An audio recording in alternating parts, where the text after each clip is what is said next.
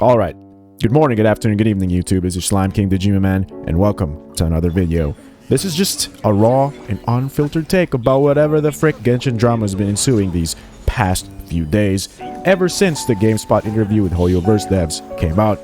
I think it's time people realized that they need to accept what Genshin Impact is, and not what it could be.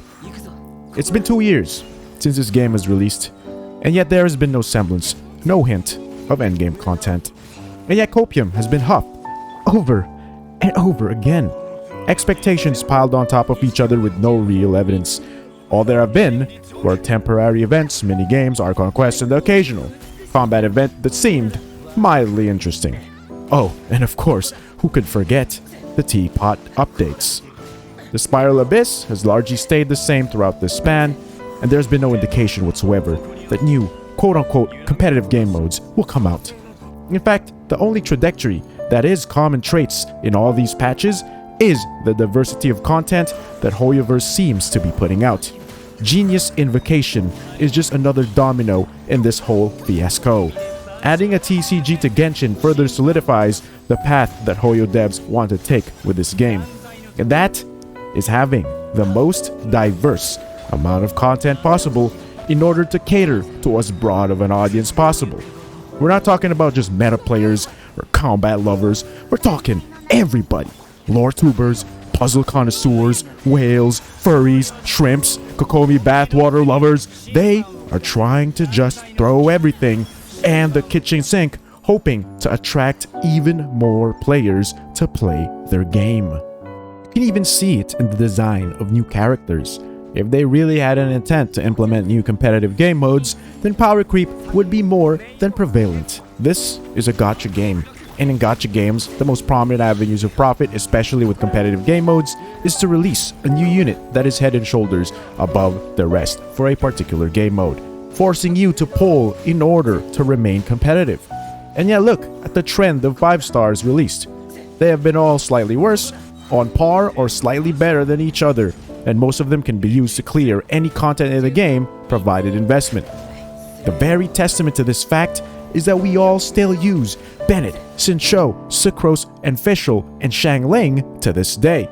If hoyoverse actually wanted new game modes, then these units would hinder their plans to stay profitable, so they should power creep them. And yet, they haven't. But instead, they merely provided a horizontal path in the tree of life, in which new characters are as good as the OG cast of characters, but just in a different way. Yelan provides more damage than Sincho, but Sincho provides more utility and hydro application. Keqing fits in so well with her teams that she remains competitive with Sino. Fischl provides better electro application and consistent damage compared to Yai, who provides worse electro, worse damage, but has a high scaling burst that has uses only she can do. And Heizo is literally a crit Sucrose.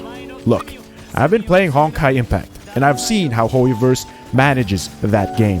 And let me tell you, it's vastly different from how they manage Genshin. Power creep is a real thing in that game, and vacs from as early as 2 years ago are literally not used if you want to remain competitive. And that is definitely not where Genshin is headed right now.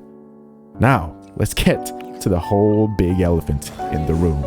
I quote, "The Spiral Abyss is one of the most effective ways for players to test out their party composition and combat strength. If we design another type of permanent endgame content that is similar to the Spiral Abyss, it might end up creating excessive anxiety for our players. Not everyone is interested in Musk Reef." End quote. In a sense, this quote is true. The fear of missing out is a real thing, and if hoyoverse adds more game modes that give primos, that will definitely cause more anxiety to the casuals to play this game. But look, most of the player base are casuals, and adding more endgame content doesn't realistically add up with how hoyoverse has been adding content in Genshin. As I said, they are diversifying content more so than refining the existing game modes in the game. So the dilemma becomes, how can we satisfy both subsets of players? There are definitely ways to make the game have more combat game modes for those that enjoy the combat in Genshin, but not alienate the others in the player base at the same time. It could simply not award primos, or have a different version of the Abyss that resets every single week. So if one week you can clear the Abyss, maybe next week you could. There are many ways to make it work, and we could theory craft all of these possibilities all we want. Because to be honest, it's fun thinking of the possibilities. However, in the overall game plan, it appears now more than ever that this is not the long-term plan Hoyoverse has in store for us. Even if Genshin's combat is so simple, yet complex at the same time, there's so many rotations, so many combinations, and so many reactions you can play around with. The possibilities are endless. However, there's a difference between thinking of possibilities and setting those possibilities as expectations we have with Genshin going forward. It's clear as day, as bright as Klee's smile and as tepid as Kokomi's bathwater, that we should not expect Genshin to be anything more than what it is today. And if there comes a day that I am proving wrong, then I will gladly tell you I was wrong. But for now, if your thoughts are still filled with blind optimism, that is setting yourself up for disappointment. Alright, tell me what you think down in the comments below, or come at me over at twitch.tv/thejimmyman, where I stream Genshin almost every day. Come join the Slime Kingdom Discord, where we listen to Kokomi moan every day. This is our parting farewell.